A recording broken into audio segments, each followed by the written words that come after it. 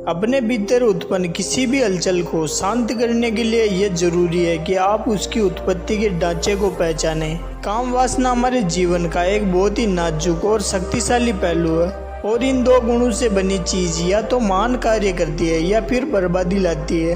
प्रकृति ने यह गुण सभी जीवों में इसलिए दी है ताकि वो अपनी प्रजाति को विलुप्त न होने दे। लेकिन यदि काम वासना जीवन में गलत तरह से साबित हो तो जीवन बनाने वाली यह प्रक्रिया जीवन बर्बाद भी कर सकती है। तब काम वासना को नियंत्रण करना बहुत ही आवश्यक हो जाता है। दोस्तों, काम वासना की पूरी जानकारी के लिए आइए आज एक कहानी सुनते हैं। दोस्तों, इस कहानी से आपको काम वासना की पूरी जानकारी मिलेगी। बुद्ध वैशाली नगर में ठहरे थे जहाँ आम्रपाली रहती थी। आम्रपाली एक वेश्या थी। बुद्ध के समय इस देश में यह परंपरा थी कि किसी भी नगर की सबसे सुंदर स्त्री का विवाह किसी एक व्यक्ति से नहीं किया जाएगा, क्योंकि इससे अनावश्यक ईर्ष्या, कलेश, लड़ाई पैदा होगी। इसलिए सबसे सुंदर महिलाओं को नगर वधू बनना पड़ा, यानी पूरे शहर की पत्नी। ये बिल्कुल भी अपमानजनक नहीं था। इसके विपरीत जिस तरह समकालीन दुनिया में हम खूबसूरत महिलाओं को वर्ष की महिला घोषित करते हैं, उनका बहुत सम्मान किया जाता था। वह कोई साधारण वेश्या नहीं थी। उनका कार्य एक वेश्या का, लेकिन उसके पास केवल बहुत ही अमीर व राजा या राजकुमार, सेनापति या समाज का उच्चतम वर्ग ही आते थे। आम्रपाली अत्यंत सुंदर थी। एक दिन वो अपनी छत पर खड़ी थी और उसकी नज़र एक युवा बुद्ध भिक्षु पर पड़ी। उसे कभी भी किसी से प्यार नहीं हुआ था। हालांकि हर दिन उसे इस राजा, उस राजा, इस अमीर आदमी, उस सेनापति के लिए एक महान प्रेमी होने का नाटक करना पड़ता था। लेकिन उसे अचानक उस आदमी से प्यार हो गया। एक बौद्ध भिक्षु जिसके पास कुछ भी नहीं था, बस एक भीख का कटोरा था। एक युवा, लेकिन एक जबरदस्त उपस्थिति, जागरूकता, अनुग्रह। जिस तरह वह चल रहा था वह दौड़कर नीचे आए। उसने भिक्षु से कहा, कृपया आज मेरा भोजन स्वीकार करें। उनके पीछे अन्य भिक्षु भी आ रहे थे, क्योंकि जब भी बुद्ध कहीं जाते थे तो 10,000 भिक्षु हमेशा उसके साथ चलते थे। अन्य भिक्षुओं को इस बात पर विश्वास नहीं हुआ। जब उन्होंने उस युवक को आम्रपाली के महल में प्रवेश करते हुए देखा तो वे ईर्ष्यालु और क्रोधित हो गए और सभी मानवीय गुणों और कमजोरियों को महसूस करने लगे। आम्रपाली ने उससे कहा, 3 दिन बाद वर्षा ऋतु शुरू होने वाली है। जब वर्षा ऋतु होती है तो बौद्ध भिक्षु 4 महीने तक कहीं नहीं जाते हैं। ये वह 4 महीने हैं जब वो एक ही स्थान पर रहते हैं। 8 महीने लगातार घूमते रहते हैं। वह एक स्थान पर 3 दिन से अधिक नहीं रह सकते। ये एक अजीब मनोविज्ञान है। यदि आपने खुद को देखा है तो आप इसे देख सकते हैं। किसी जगह से जुड़े रहने के लिए आपको कम से कम 4 दिन लगते हैं। उदाहरण के लिए, नए घर में पहले दिन आप सो नहीं पाओगे, दूसरे दिन थोड़ा आसान होगा, तीसरे दिन यह और भी आसान होगा और चौथे दिन आप घर में पूरी तरह से सो पाओगे। तो उससे पहले यदि आप बौद्ध भिक्षु है तो आपको छोड़ना होगा। आम्रपाली ने कहा, अभी 3 दिन बाद वर्षा ऋतु शुरू होने वाली है और मैं तुम्हें 4 महीनों तक अपने घर में रहने के लिए आमंत्रित करती हूँ। युवा भिक्षु ने कहा, मैं अपने गुरु से पूछूंगा, यदि वो मुझे अनुमति देंगे तो मैं आऊँगा। जैसे ही वो बाहर निकला, भिक्षुओं की भीड़ खड़ी थी जो उससे पूछ रही थी क्या हुआ था। उन्होंने कहा, मैंने अपना भोजन कर लिया है और महिला ने मुझे वर्षा ऋतु के 4 महीने अपने महल में रहने के लिए कहा है। मैंने उससे कहा कि मैं अपने स्वामी से पूछूंगा।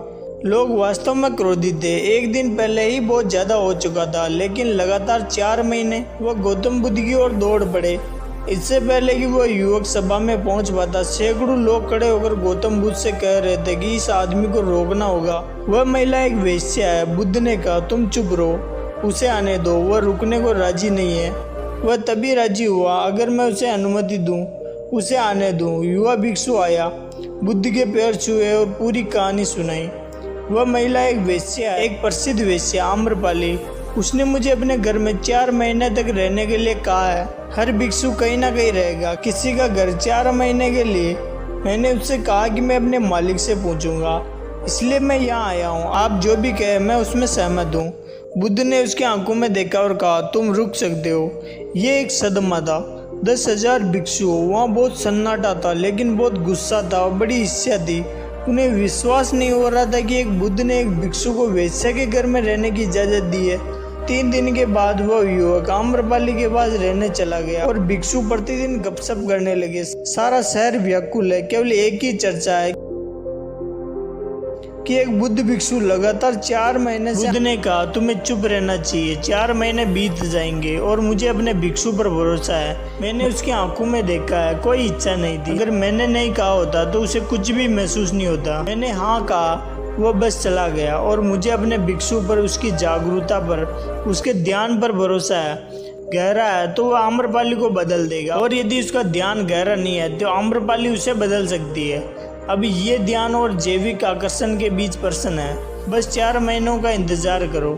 मुझे अपने जवान पर भरोसा है, वह पूरी तरह से अच्छा कर रहा है और मुझे पूरा यकीन है कि इस अग्नि परीक्षा में बिल्कुल विजय होकर निकलेगा। किसी ने गौतम बुद्ध पर विश्वास नहीं किया। उनके अपने शिष्यों ने सोचा वो बहुत अधिक भरोसा कर रहे हैं, वो आदमी बहुत छोटा है, वो बहुत ताज़ा है और आम्रपाली बहुत अधिक सुंदर है। वह अनावश्यक जोखिम ले रहा है, लेकिन करने को और कुछ नहीं था। 4 महीने बाद वह युवक आया। उसने बुद्ध के पैर छुए और उसके पीछे आम्रपाली थी जो बौद्ध भिक्षुणी के वेश में थी। उसने बुद्ध के पैर छुए और कहा, मैंने आपके भिक्षु को बहकाने की पूरी कोशिश की, लेकिन उसने मुझे बहकाया। उसने अपनी उपस्थिति और जागरूकता से मुझे आश्वस्त किया है कि वास्तविक जीवन आपके चरणों में है। मैं अपनी सारी संपत्ति भिक्षुओं को देना चाहती हूँ। उसके पास एक बहुत ही सुंदर बगीचा और सुंदर महल था। उसने कहा, आप इसे एक ऐसा स्थान बना सकते हैं जहाँ 10,000 भिक्षु किसी भी बरसात के मौसम में रह सकते हैं। और बुद्ध ने सभा से कहा, अब क्या आप संतुष्ट है या नहीं? यदि ध्यान गहरा है, यदि जागरूकता स्पष्ट है, तो कोई भी चीज़ उसे परेशान नहीं कर सकती है। तब सब कुछ क्षणभंगुर है। आम्रपाली बुद्ध की शिष्याओं में प्रबुद्ध महिलाओं में से एक बन गई। तो पूरा सवाल यह है कि आप जहाँ भी हो अधिक केंद्रित हो जाइए, अधिक सतर्क हो जाइए, अधिक सचेत होकर जिए। जानने के लिए और कहीं नहीं है।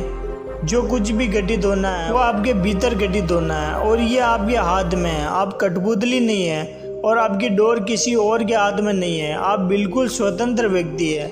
यदि आप ब्रह्म में रहने का निर्णय कर लेते हैं तो आप कई जन्मों तक इसी ब्रह्म में रह सकते हैं। यदि आप बाहर निकलने का निर्णय लेते हैं तो एक क्षण का निर्णय ही काफ़ी है। आप इसी क्षण सभी ब्रह्मों से बाहर हो सकते हैं। दोस्तों, आपको ये कहानी कैसी लगी है प्लीज़ कमेंट करके ज़रूर बताइएगा और वीडियो को लाइक कर दीजिएगा। अगर आपने इस चैनल को सब्सक्राइब नहीं किया तो प्लीज़ सब्सक्राइब कर लीजिएगा। Thank you.